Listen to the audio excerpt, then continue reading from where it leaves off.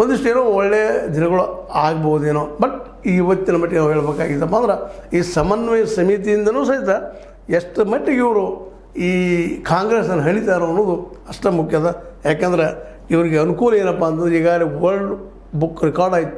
ಈ ಒಂದು ಹೆಣ್ಮಕ್ಕಳು ಬಸ್ನಲ್ಲಿ ಫ್ರೀಯಾಗಿ ಅಡ್ಡಾಡೋದು ಇಡೀ ಜಗತ್ತಿಗೆ ನೋಡೋದಂಗಾಯಿತು.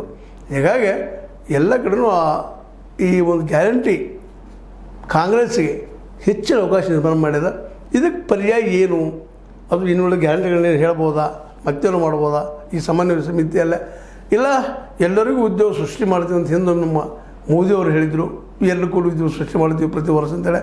ಅಂಥದ್ದು ಕರ್ನಾಟಕ ಮಟ್ಟಿಗೆ ನಾವು ಇಷ್ಟು ಕೋಟಿ ಇಷ್ಟ ಲಕ್ಷ ಉದ್ಯೋಗ ಸೃಷ್ಟಿ ಮಾಡ್ತೀವಿ ಅಂತ ಭರವಸೆ ಕೊಡ್ತಾರೆ. ಅದು 5 ಗ್ಯಾರಂಟಿ ಜೊತೆ ಮತ್ತೊಂದು ಏನೋ ಮಾಡ್ಬೋದಾ, ಇದೇನು ಮಾಡಿದರೆ ನಾವು ಸ್ವಲ್ಪ ಏನೋ ಚೇಂಜಸ್ ಆಗ್ಬೋದೇನೋ BJPಗೆ ಮತ್ತು JDSಗೆ.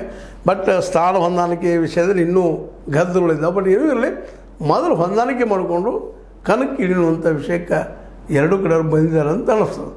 ನಿಮಗೇನು ಅನ್ನಿಸ್ತದೆ ರೀ ಈ ವಿಷಯದಲ್ಲ? ಸಮನ್ವಯ ಸಮಿತಿಯಿಂದ ಕಾಂಗ್ರೆಸ್ಗೆ ಹೆಚ್ಚು ಲಾಸ್ ಆಗ್ತದನ? ಎಲ್ಲೋ ಇಲ್ಲಂತಲ್ಲ, ಭಯ ಇದ್ದೇ ಇರ್ತದೆ.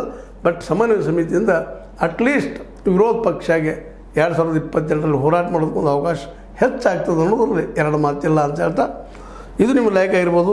ಸಮನ್ವಯ ಸಮಿತಿ ಬಗ್ಗೆ ನಾವು ಚರ್ಚೆ ಮಾಡಿದ್ದು ಆಗಿದೂ ಇರ್ಬೋದು. ಲೈಕ್ ಮಾಡಿ, ಶೇರ್ ಮಾಡಿ, ಕಾಮೆಂಟ್ ಮಾಡಿ, ಜೊತೆ ಸಬ್ಸ್ಕ್ರೈಬ್ ನಿಲ್ಲಿಸಬೇಡ್ರಿ. H16 ನ್ಯೂಸ್ ಅರ್ಥ ಸಿದ್ದರಾಮಯ್ಯ ಸತ್ಯ ಕೈಗೊಂಡು ವಂದನೆಗಳು.